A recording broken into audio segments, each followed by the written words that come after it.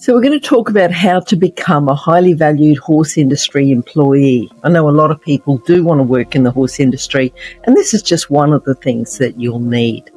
So I've been a podcast host on Horse Chats, and I've surveyed hundreds of horse industry employers about the key attributes for quality employees. By far, and you'd already know this if you're a regular listener to the Horse Chats podcast, by far, for employees working in the horse industry, they say great quality is resilience. So have you ever wondered why some people seem to be more resilient than others, and why some people have something go wrong and they allow it to upset them? They might even leave the horse industry and say it's just too hard, or just allow it to upset them in the workplace for weeks or days or whatever. And other people just get on with it and take everything in their strides. So challenging situations happen to all of us, especially when you're working with horses.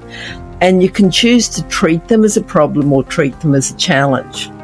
Just imagine if everything always went your way. It sounds like luxury, but it doesn't create resilience. The first memory I have of creating a bit of resilience and sort of stepping outside, making things uncomfortable for me, I was about 5 or 6, and my aunt took my sister and I to the shop to buy an ice cream.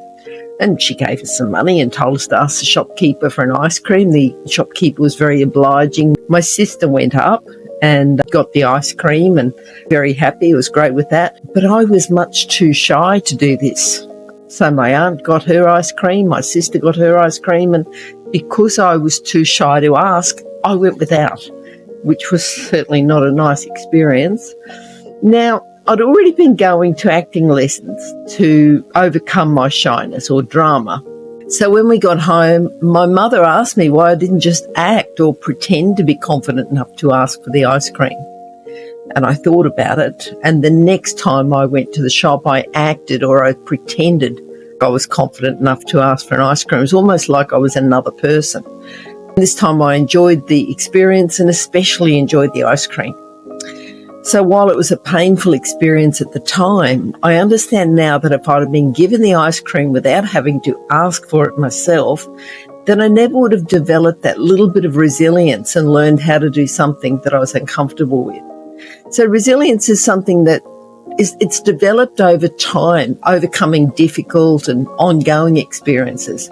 So remember that if you're lucky enough to be working with horses and your employer asks you to do something that you think is a bit difficult, just do it.